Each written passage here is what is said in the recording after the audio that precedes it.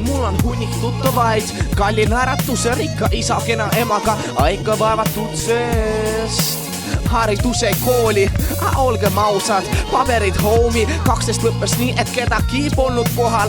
Lugu lõpeb nii, et pole kohta, kus olla. Nad ütlesid, et ma ei lõpetagi, kuule palun, ma ei teed palju, aga vähemalt olid rahul, sest ma ei tahagi saada filosoofiks, et siis mõelda töötuna, miks pool elu olin koolis ja homie. Raha maksab liiga palju, raha on aeg ja seda pole kunagi palju. Poisid panevad end hästi riiresse, raha eest, mis saadud ehitatud kiirde eest. Tüdrukud, 4-5-lised, kõik mis sekretäärid mõtlevad, et ta paremat ju vääriks. Mu hobiteks on golf ja surfamine katsukates, aga ma ei tahagi kasu katsest. Ma hoolin rahast rohkem kui need, kel seda on. Nad tean, et diplom või mitte, John Dole on ikka Ford.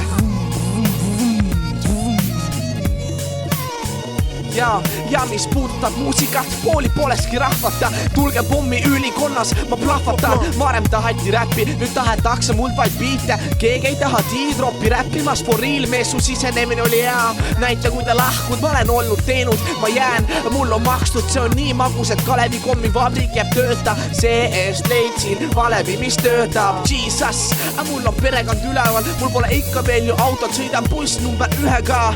Jao, ma löön läbi. Ja muide, tegelikult mul on küll tüdrukuid, aga ma vähemalt veel ütlesin nii, et ma lihtsalt ei saa neid külla kutsuda, sest nad on nii kuumad, et mul poleks seda pöö peal maha. Vot nii, ausalt hoomi.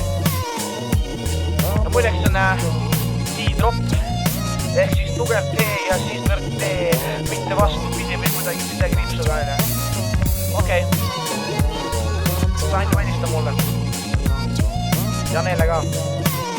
Ja ülejäänud ka helistage. Või kirjutage.